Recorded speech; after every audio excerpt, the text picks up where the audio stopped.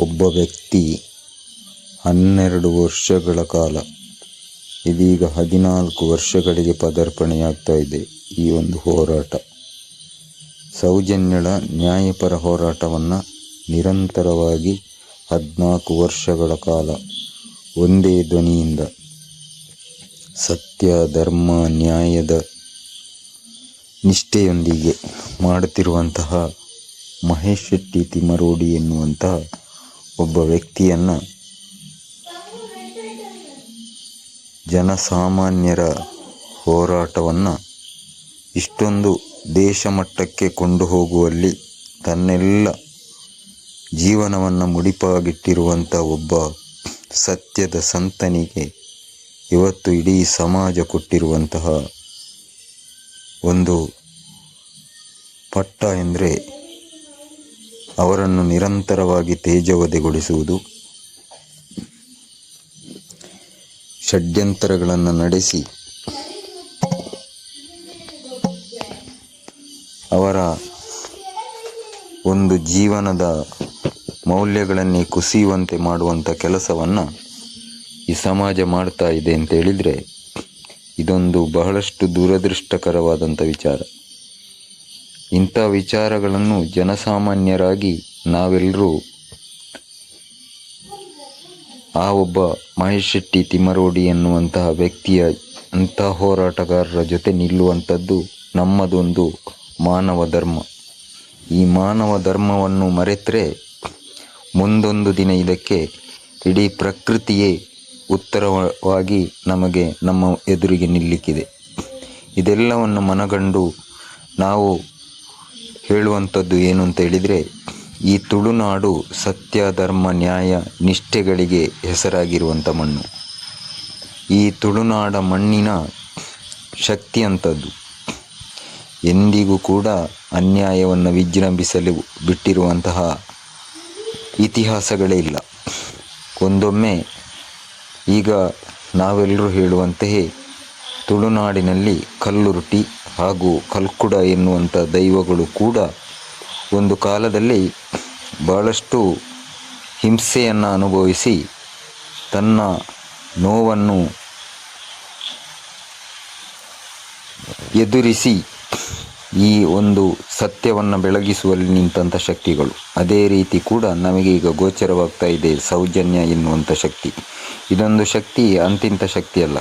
ಇದು ಮುಂದೊಂದು ದಿನ ಈ ತುಳುನಾಡಿನಲ್ಲಿ ಸತ್ಯ, ಧರ್ಮ, ನ್ಯಾಯಕ್ಕೆ ಕಲಿಯುಗದಲ್ಲಿ ಉಗಮಿಸಿದಂಥ ಶಕ್ತಿ ಅಂತೇಳಿ ಕೂಡ ನಾವೊಂದು ಆಧ್ಯಾತ್ಮಿಕ ಚಿಂತಕರು ಈ ಬಗ್ಗೆ ಹೇಳ್ತಾರೆ.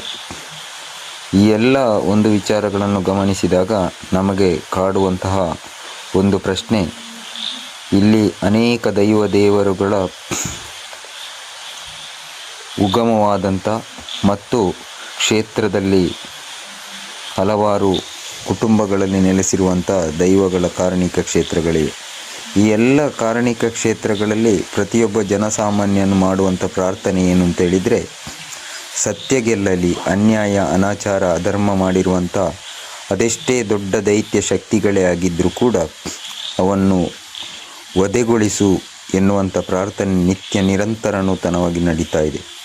ಪ್ರತಿಯೊಬ್ಬ ಜನಸಾಮಾನ್ಯನ ಬೇಡಿಕೆ ಇರುವಂಥದ್ದು ಒಂದೇ, ಪದ್ಮಲತಾ ವೇದವಲ್ಲಿ, ನಾರಾಯಣ ಆನೆ ಮಾವುತ ಜೋಡಿಕೊಲೆ, ಅದೇ ರೀತಿ ಸೌಜನ್ಯ.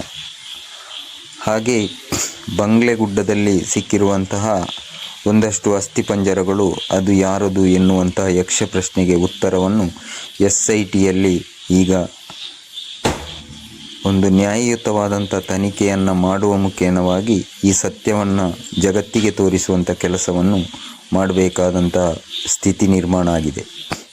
ಈ ಎಲ್ಲದಕ್ಕೂ ಕೂಡ ನಾವು ಕೇಳಿಕೊಳ್ಳುವಂಥದ್ದಿಷ್ಟೇ, ಆ ದೇವರಲ್ಲಿ ನಮ್ಮ ಬೇಡಿಕೆ ಇರುವಂಥದ್ದಿಷ್ಟೇ, ಅವರೇ ಮಾಡಿದ್ದಾರೆ, ಇವರೇ ಮಾಡಿದ್ದಾರೆ ಎನ್ನುವುದಕ್ಕೆ ಸಾಕ್ಷಿಗಳನ್ನು ಕಲೆ ಹಾಕುವಂಥ ಜವಾಬ್ದಾರಿ ಇರುವಂಥದ್ದು ಇದನ್ನು ಈ ಮೊದಲು ಹಾಗೂ ಈಗ ಮಾಡುತ್ತಿರುವಂಥ ತನಿಖಾ ಸಂಸ್ಥೆಗಳಿಗೆ.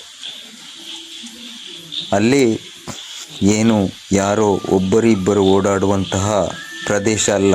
ಸಾವಿರಾರು ವ್ಯಕ್ತಿಗಳು ಬಂದು ಆ ಮಂಜುನಾಥ ಸ್ವಾಮಿ ಹಾಗೂ ಅಣ್ಣಪ್ಪ ಸ್ವಾಮಿಗೆ ಕೈಯನ್ನು ಮುಗಿದು ತಮ್ಮ ತಲೆಯನ್ನು ತಿರುವಿ 1 ರೂಪಾಯಿ ಕಾಣಿಕೆಯನ್ನು ಹಾಕಿ ಹೋಗುವಂಥ ಬಹಳ ಪರಮ ಪವಿತ್ರವಾದಂಥ ಕ್ಷೇತ್ರದಲ್ಲಿ ಇಷ್ಟೊಂದು ದೌರ್ಜನ್ಯಗಳು ಇಷ್ಟೊಂದು ಆಗಿದೆ ಎನ್ನುವಂಥದ್ದನ್ನು ನಾವು ಊಹಿಸಿಕೊಳ್ಳಕ್ಕೂ ಸಾಧ್ಯ ಇಲ್ಲ. ಅದು ಏನಾಗಿದೆ, ಏನು ಎತ್ತ ಎನ್ನುವಂಥದ್ದನ್ನು ಆ ಪರಮಾತ್ಮನೇ ಗೋಚರಿಸಿಕೊಡಬೇಕು. ಈ ಎಲ್ಲದನ್ನು ನಾವು ಹೇಳುವಂಥದ್ದು, ಎಲ್ಲವನ್ನು ನಾವು ಅರ್ಪಿಸುವಂಥದ್ದು ಆ ಭಗವಂತನ ಪಾದಕ್ಕೆ. ಇದರಲ್ಲಿ ಮುಂದೊಂದು ದಿನ ಸತ್ಯದ ಬೆಳಕು ಒಂದು ಸಣ್ಣ ಕಿಡಿಯಾಗಿ ಎಲ್ಲಿಯಾದರೂ ಒಂದು ಕಡೆ ಅದು ಹೊರಹೊಮ್ಮಲಿದೆ. ಅದು ಯಾವ ಶಕ್ತಿಯ ಮೂಲಕ ಎನ್ನುವಂಥದ್ದೇ ಈಗ ನಮಗಿರುವಂಥ ಪ್ರಶ್ನೆ.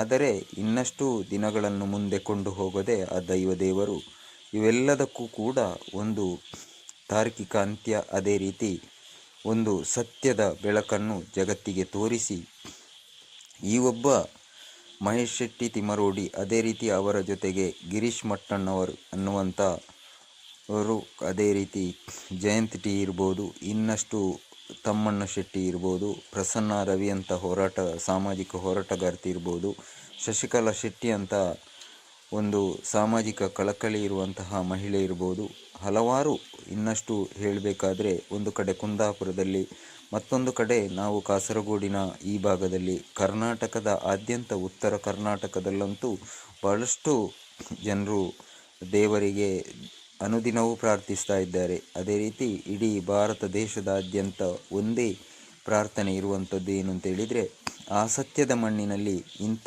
ಅನ್ಯಾಯ, ಅನಾಚಾರ, ಅಧರ್ಮವನ್ನು ಮಾಡಿರುವಂಥ ಆ ದುರುಳರನ್ನು ಕಾನೂನಿನ ಕಟಕಟೆಯಲ್ಲಿ ಅವರ ಕೈಗೆ ಕೋಳವನ್ನು ತೊಡಿಸುವಂಥ ಆ ಒಂದು ದಿನವನ್ನು ಆದಷ್ಟು ಬೇಗ ಆ ಭಗವಂತ ಒದಗಿಸಲಿ. ಆ ಎಲ್ಲ ಅಧಿಕಾರಿಗಳಿಗೆ ಆ ಶಕ್ತಿಯನ್ನು, ಆ ಸತ್ಯದ ಬೆಳಕನ್ನು ತೋರಿಸುವಂಥ ಧೈರ್ಯ, ಸಾಹಸವನ್ನು ನೀಡಲಿ. ಎಲ್ಲ ನಮ್ಮನ್ನು ಆಳ್ವಿಕೆ ಮಾಡುತ್ತಿರುವಂಥ ಜನಪ್ರತಿನಿಧಿಗಳಿಗೆ ಒಂದು ಸತ್ಯಸಂಧವಾಗಿ ನಡೆದುಕೊಳ್ಳುವಂಥ ಒಂದು ಬುದ್ಧಿಯನ್ನು ಕರುಣಿಸಲಿ ಆ ಭಗವಂತ ಅಂತ ಹೇಳಿಕೊಂಡು, ನಾವು ಒಬ್ಬ ಸಾಮಾಜಿಕ ಕಳಕಳಿ ಇರುವಂಥ, ಅದೇ ರೀತಿ ಸತ್ಯಸಂಧವಾದಂಥ ಜಗತ್ತನ್ನು ನೋಡುವಂಥ ಕನಸಿನೊಂದಿಗೆ ನಮ್ಮ ಈ ಪ್ರಾರ್ಥನೆಯನ್ನು ಮಾಡ್ತಾ ಇದ್ದೇವೆ.